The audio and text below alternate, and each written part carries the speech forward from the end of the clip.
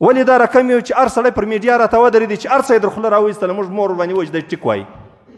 که چا ظاهرا د یو مکار په صفت باندې پر میډیا باندې وژړله ګرده دنیا وایي دا مظلوم دی، بلا نور دا پوښتنه نه کوي چې دی د یو چا کور خراب کړی دی، دی ظلم کړی دی. دا جج صاحب دا دی ناست، ته دا جج صاحب څه دا پوښتنه وکړي، ته ورته تا ته په دا عدالت کې چې دا خلک راځي دا ظالم د څه رقم د مظلوم په شکل تا ته ځان راولي. دی وایي د جج مخ ته د قاضي مخ دی وایي چې زه ظالم یم، دی ځان بین الاقوامي مظلوم ظاهره کوي، دی دا وایي چې زه ډېر مظلوم یم، ما سره ډېر ظلم سوی دی. او بیا دی الله جل جلاله دې زموږ وکیلانو ته هدایت وکړي، هغه بیا د 100 روپو دپاره دا لوی ظالم ورته مظلوم کړي او د جج صاحب مخ ته ولاړي چې جج صاحب د قانون پلانکۍ ماده د قانون پلانکۍ ماده په پلانکۍ کتاب کې پلانکۍ ځای پلانکۍ لهذا د دې خبرو مطابق باید چې دی بریس. رښتیا پر درواغ ورته واړي او درواغ پر رښتیا باندې واړي، دا رقم ستا.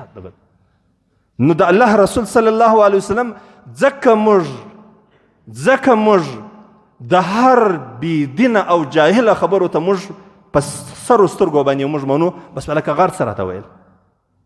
دې ته نه ګورو چې دا زما قرآن، دا ما چې ایمان راوړی، دا زما ایمان خو د دې خبرو سره ټکر دی، دا زما اسلام له دې سره ټکر دی، دا زما دین له دې سره ټکر دی. دا محمد رسول الله چې زم لا اله الا الله محمد رسول الله، دې محمد رسول الله خدا نه ویل. وجه یې څه وجه ده؟ وجه دا زه قرآن پیژنم نه، ما ته دا معلومه نه ده چې حلال څه شي دي، ما ته دا معلومه نه ده چې حرام څه شي دي، ما ته دا بله ورځ ما دلته په سبقي کې له خلکو پوښتنه وکړه، د عیدې پوښتنه مې ځینې وکړه، ما له عیده پیژنئ؟ وایي اوه عیده 4 میاشتې چې دي. ته ناست وې په هغه ورځ باندې په دغه کې وایي عیده اوه 4 میاشتې سړی تېر کړي، دا د ښځې عیده ده. زه ته طلاق کیسه ورته کوم، دوی د مرګ عیده راشي. نو چې سړی دونه نه خبر، دونه سړی په دې نه خبر چې دا اوس عیده څو قسمه ده، کومه عیده دا ښیي. دا مولوي صاحب چې ما څه د عیدې پوښتنه کوي، دا د کومې عیدې پوښتنه کوي؟